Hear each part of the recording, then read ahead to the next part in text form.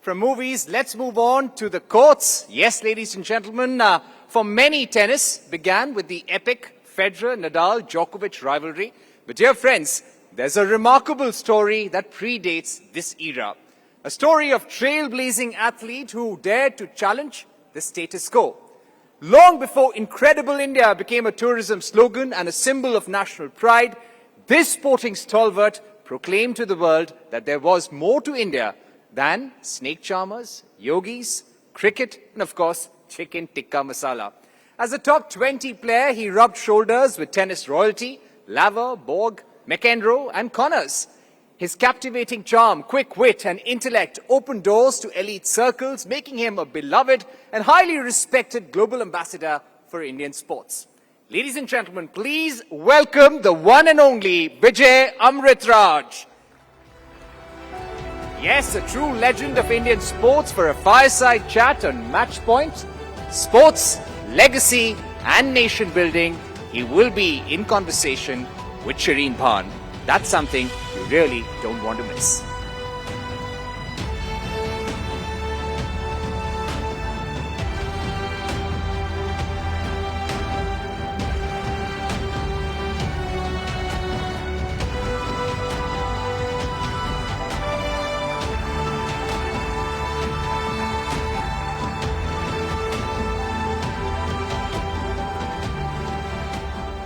Good morning, ladies and gentlemen. What an absolute pleasure it is to be here at the Rising Bharat Summit. I'm Shireen Bhan, and with me, the legendary Vijay Amritraj. Ladies and gentlemen, a big round of applause for the man who put Indian tennis on the global stage. Mr. Amritraj, please take a seat.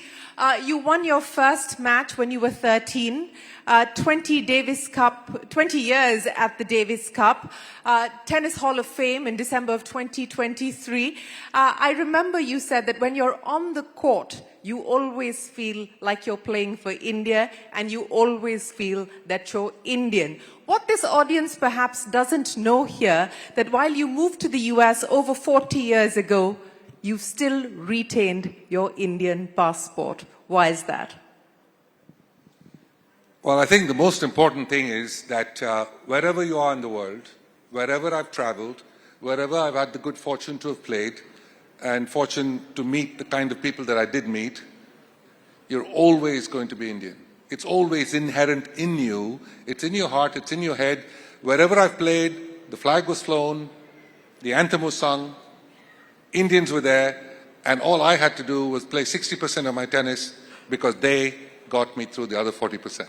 Well, and that truly does deserve a big round of applause. But Mr. Amritraj, as you look back at your career today and all the ups and downs that you've seen, what do you believe, you're going to be 72 in December this year. As you look back, what do you believe helped you get to where you are? What was it about the way that you played? What was it about the way that your parents raised you that helped you get to where you are?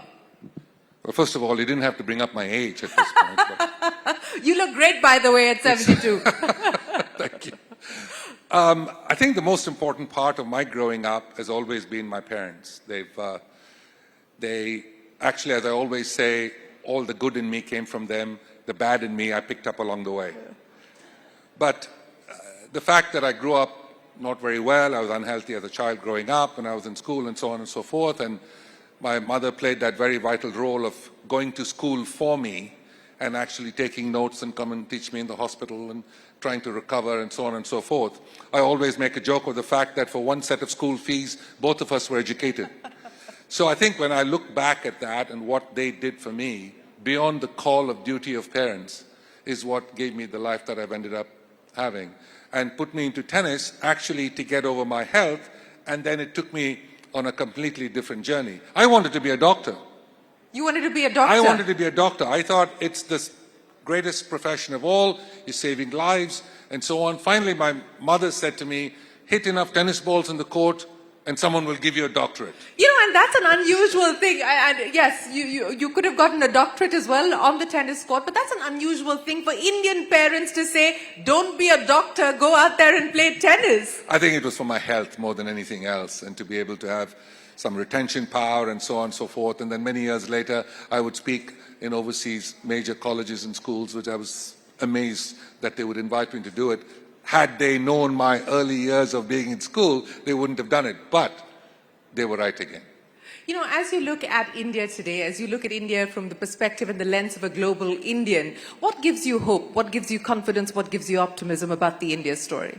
I think the main difference has become that India is now a brand. It's a brand. Made in India is a brand.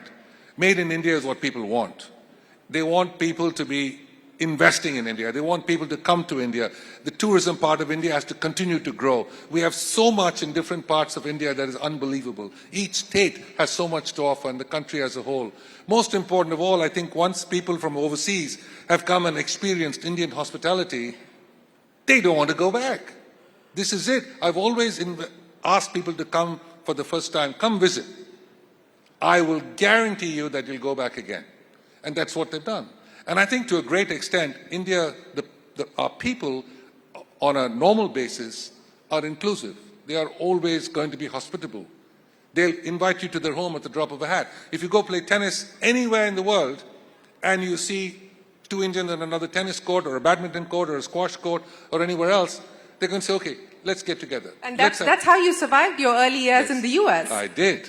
They didn't even know me at the time when I went to America for the first time.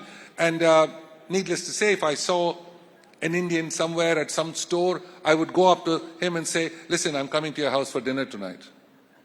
And whatever they had, dal, roti, whatever they had, I'm going to sit with them on the floor with their little baby. And, you know, they're also making their entry in the United States for the first time.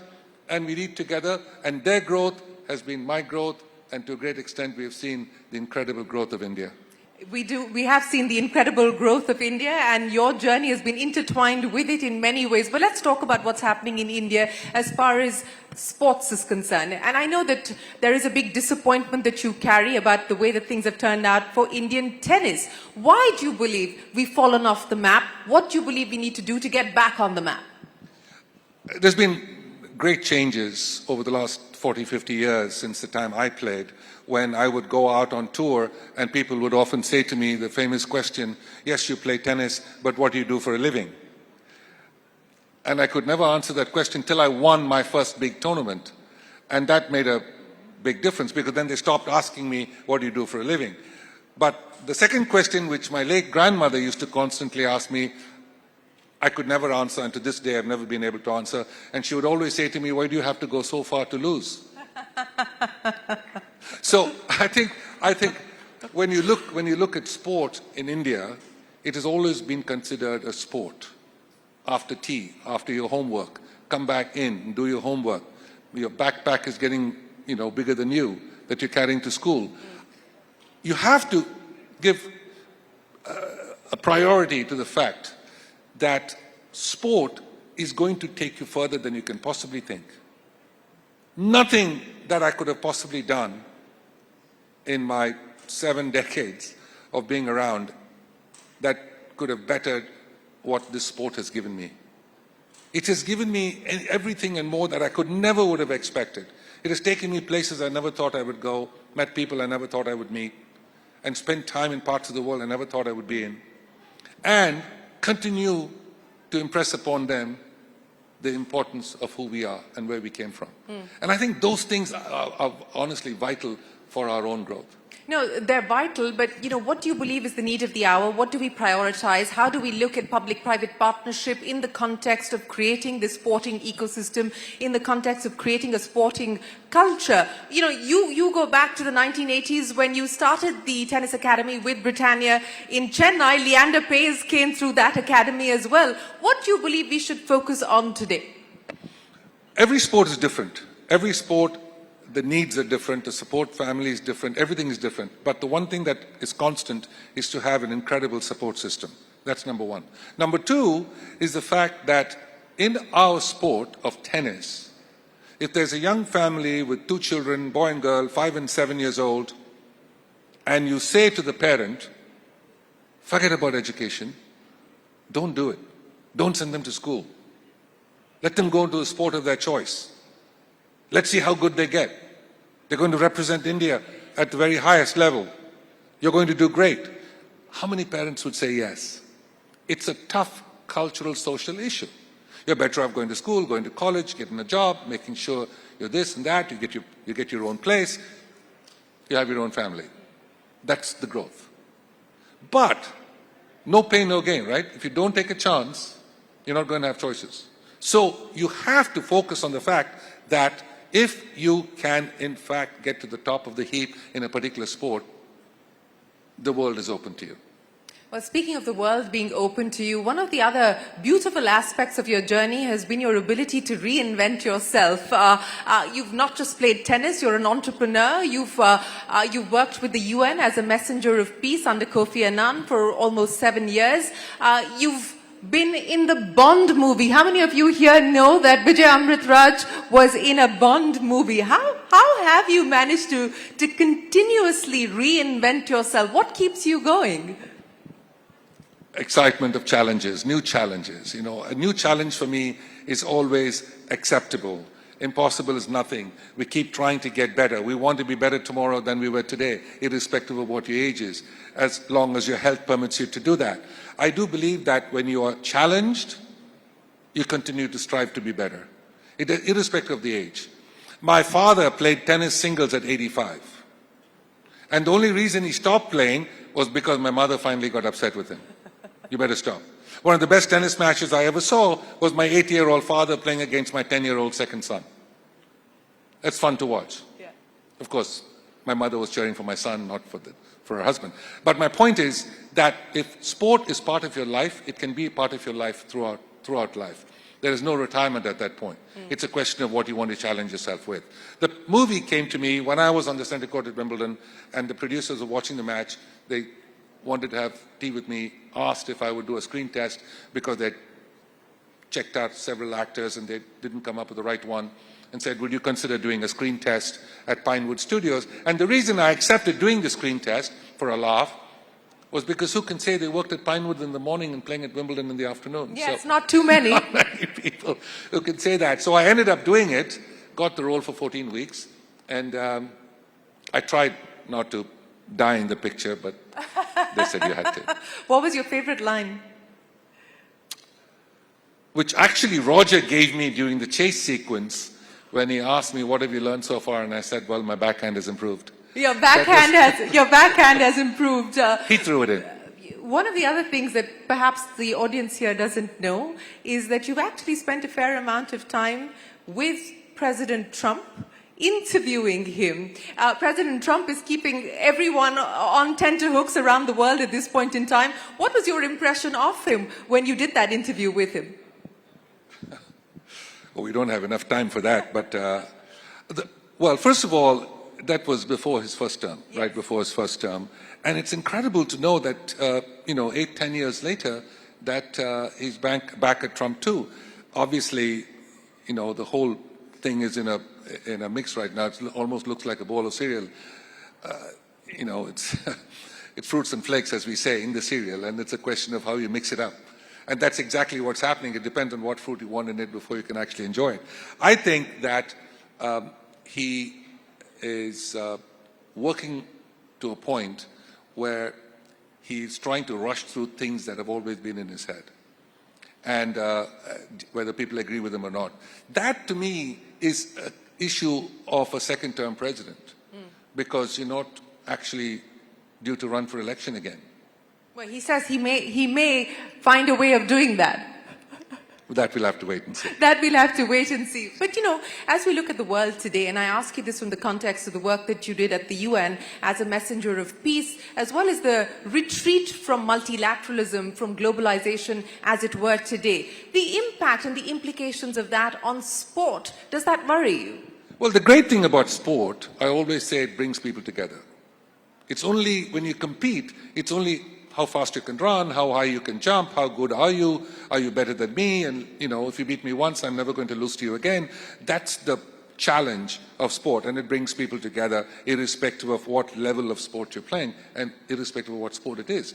Especially in our sport, which has been an individual one against one, it's a question of making sure that if I lost to that guy today, I would never want to lose to him again, so what's it going to take for me to get better? But I do believe that sport can be always inclusive. It can bring people together, which means if there is a conflict, if there is a difficulty, if there's a problem, if there's something that doesn't quite get along with people, sport can bring it together. Sport and music are always universal, and it has no barriers. You know, talking about the power and the impact of sport, the aspiration that India has of hosting the Olympics in 2036, and of course it's a process and we will have to see how it plays out. But what do you make of that aspiration of wanting to play host to the Olympics? What do you believe we need to focus on? Well, from a standpoint of the country, from the standpoint of all that we have to get in place over the next 10 years to be able to do it, I think we'll be ready. We're always able to do it. And the hospitality here will be second to none. And the success of the 2036 Games, if it came to India, will be second to none. No question about it in my mind. And I've seen most of these things happen in different parts of the world. I was very privileged to carry the Olympic torch at the 1988 Games in Seoul. I was very much a part of the ITF when I was actually helping them get tennis back into the Olympic Games. So I know what it takes. But at the same time, even if we are ready as a country to host the Olympics in 2036, we do have to make sure that we can make the top 5 in the medal count. How do we make the top 5 in the medal count? That's the challenge. That's the challenge. To me, that is the most important thing of having an Olympic Games. When you're ready to host it, except if you're Greece, where it started, that's fine. But if we are ready to host the Olympic Games in 2036, and we will do a spectacular job, 9 out of 10 things, no question. The one thing that matters most is to make sure that we make the top 5 in medal count. And that's the hardest part. Easier said than done. How do we ensure that that is a reality?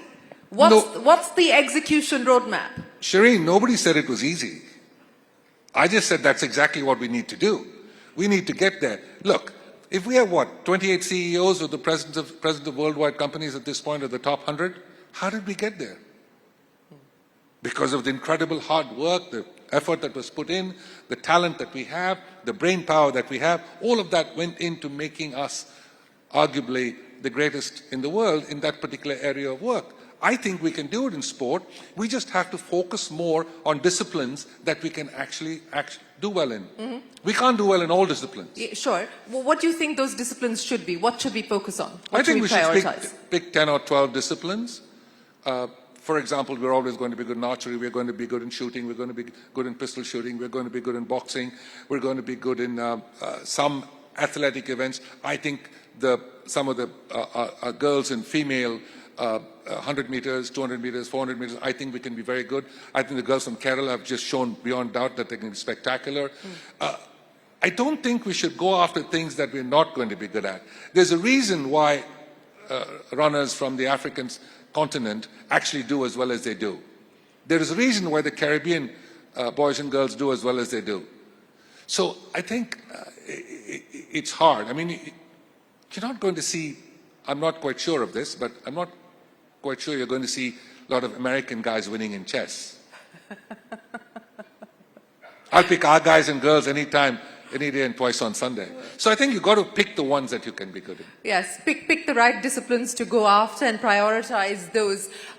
You know, you've talked about challenges, but I also want to talk to you about resilience. You talked about having to come out on court and, you know, center court at Wimbledon by yourself and going out there in front of 25,000 people, dealing with your fears, perhaps even injuries, mental resilience, building resilience. You know, what has it been like for you? How do you see things different today where there is more of an acceptance to talk about these things, which perhaps wasn't the case when you were playing? You're absolutely right. I think the great thing about individual sports is the challenge. You're out there by yourself. Any problem you have to fix it. Whoever's sitting up in the stands can't help you anymore. They can only tell you things before you get on, but once you get into the exam, you've got to do it, and you have to be good at it. That's the most important thing about that. The other issue is, I've always felt that every challenge is an opportunity, and pressure is a privilege. Not everyone is afforded that kind of pressure when you're playing Davis Cup and you're down to match point. How do you make that work in your favor when, you know, a billion people want you to win? It's on your back all the time. So the highs and lows can be quite high and low, and it's the way you deal with it. But walking on the center court at Wimbledon, everyone said to me, your legs are not going to move. So I did jump rope before I went on to center court. I jumped rope, I jumped rope, I jumped rope. And then when I went on the court, my legs didn't move. It's nerves that get a hold of you. The ball toss doesn't get up. The racket doesn't hit the ball where it's supposed to be hit. Till 4 games passes and you're able to get over the challenge of those nerves. But when you get over it, you get better. You get better in the head, between the ears. And you see a lot of tennis guys, in my sport especially, it's easy for me to comment on it. We are good at it. We're good at it till 4-all. 3-all and 4-all and 5-all. But then, that last 5 meters, those last 2 games, that last 5 minutes, the good ones get better. And that's how they win the majors, win tournaments. So I think when we look at it, we have to pay attention to the fact that between the ears needs training. That needs training, and that is perhaps the winning mindset. I'm going to request the audience, if you do have a question for Mr. Amritraj, could you please raise your hands? We do have 2. We'll try and get a microphone across to you. If very quickly, if you can stand up so it'll be easier for them to get a mic to you. Can we get a microphone across to them? Or if you can yeah, till the microphone, the microphone gets there. What's been the greatest match that you've ever played in your mind? Sir, Mike 9. The greatest match? Well, actually there were 3 that would define my career. One was when I was 13 and a half in high school and winning a major college tournament, which obviously I was not good enough to have even gotten into, but they allowed me to play in the college tournament. Ended up playing a 5-set match at 13 and a half years old in the month of May in Chennai. So you can imagine how hot it was. I was down 2 sets to love, cramps in my stomach, cramps in my fingers, and eventually winning in 5 sets. That's the first one, and they had the ugliest picture of me the next day in the paper. And for some reason my dad kept it. The second one was when I was 18 years old, and I ended up winning the National Championships of India for the first time after playing 19 sets over 2 days in Calcutta. Wow. Winning the singles and the doubles back-to-back, semi-finals, 5 sets, of singles and doubles, same on the final day on Sunday. And that put me as the number 1 in India, the number 1 in Asia, and then traveled overseas to compete with the best. Now, the first major win for me in the US was at the US Open, beating the great Rod Laver on center court at the US Open at Forest Hills, 5 sets, when nobody knew who I was and they'd not seen Indians do it. So for me, it was India on that center court that made the difference. It was India on the center court as you took on Rod Laver. We do have the microphones. Go ahead, sir. Yeah. Good afternoon, Mr. Vijay. This is Savio. My question is, while the road got rough across your career, is there something, a statement or a learning that you learned out of your experience, or you read somewhere, or you've heard somewhere, that is carved in golden letters on your heart? Golden letters. Wow. I think you learn it as you go along, obviously, and you challenge yourself as much as you possibly can. And Davis Cup, I think, made me mentally even stronger than I've ever known. And there are matches in Davis Cup that I've played where I've lost 11 pounds in weight during the course of the match. And you played 4 hours on one day, 5 hours the second day, and then you're coming out to play the number 7 or 8 player in the world when you're at the tail end of your career, he's 21 years old, and you have no chance of winning because the whole crowd knows that. He's had the day off. I've played 9 hours of tennis over 2 days. He wins the first set, he wins the second set, he's up 3-love, 40-love in the third set, and I'm able to squeeze out the third set. In the 10-minute break, they check me out. I've lost 11 pounds in weight. The doctor says, I can't let you go out to finish the match. That is the moment of truth, where you have a fork in the road and you decide which way you want to go. Whether you want to remain good or do you want to take a chance of being great.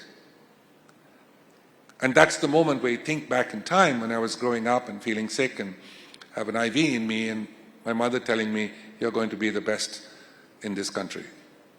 And so I went back out on the court. I said, keep the oxygen tank close by, make sure the ambulance is close by. The only way I'm coming off that court is on a stretcher. Ended up winning 5 sets, and we went to the final of the Davis Cup. What a story. What an absolutely fabulous story. And thank you very much for retelling it for us. Yes, sir, go ahead. Hi, Vijay. My name is Indranil Seth, and I have a question for you. Is Indian tennis going to see a similar revolution like Indian chess? If yes, when? Thank you. Good question. I've honestly been waiting for it for a while. But we have to change certain thought processes, in my opinion, and focus on the thing that truly matters. And the thing that truly matters is to try to emulate the Federers and the Nadals and the Djokovic of today's generation, or now the Alcarazes and the Sinners. I think that's an important factor. You want to be the best you can possibly be to be able to represent India in Davis Cup and the Fed Cup, which is 4 singles matches and 1 doubles match.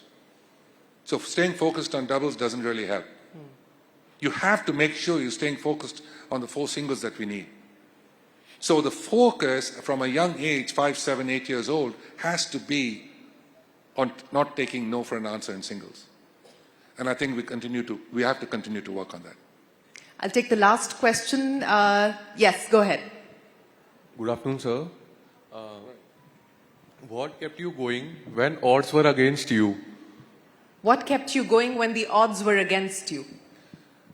Again, it's a question of asking more of yourself, and you'll be amazed what you're capable of doing when you think you can't do it. And the great thing about sport, especially an individual sport like ours, you're going to ask more of yourself on most occasions. You're in trouble, you're hurt, you have a fever. I played with 101 fever, I played with injuries, I played before surgery, I played after surgery. But it's incredible what adrenaline can do for you. And that's why I'm so grateful to my fellow Indians, both in India and the ones who live overseas, 35 million of us who live overseas, who've always come to support what an Indian has done in a sport and lift him and the country up at the same time. And that's what they do, whether they like it or not, irrespective of whether they like the sport or not. So you're asking much more of yourself from within to lift you to a plane that you never thought you could get to. And that's the best way to beat the odds. Well, clearly that is the best way to beat the odds. I'm going to do the unthinkable. I'm going to ask Vijay Amritraj to undress for us on live television. And there's a reason. There's a reason. Come on, you've got to. You're a good sport. You're a good sport. They have no idea what you just said. They will. They have no idea. They will now. They have no idea what to expect. Okay, we're gonna show them. I'll tell you this. And there's a reason for it, because this was done for my 50th visit to Wimbledon.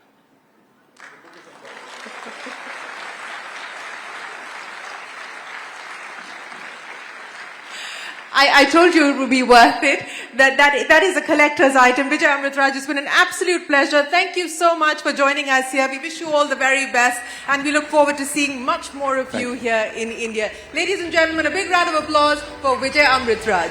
Shireen, thank you. Thank you all so very much for welcoming me here this morning and to be a part of this incredible event, the Bharat Summit. Most important of all, we are in a very special place. India is a very special place in this very special moment in time. And it's all of us to be able to grab it with both hands and make us even better. Take care. God bless.